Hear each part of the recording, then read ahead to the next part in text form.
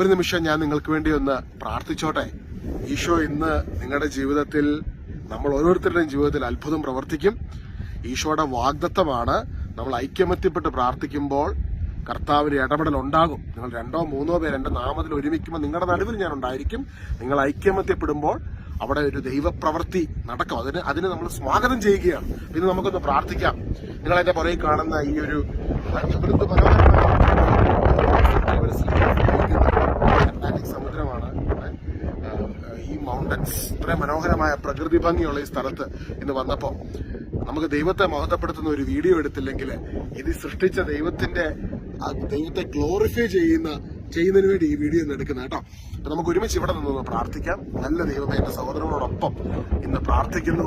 ഈശോയെ അവിടുന്ന് പറഞ്ഞല്ലോ, നിങ്ങളുടെ ഹൃദയം അസ്വസ്ഥമാകേണ്ട, ദൈവത്തിൽ വിശ്വസിക്കുവൻ, എന്നിലും വിശ്വസിക്കുവൻ.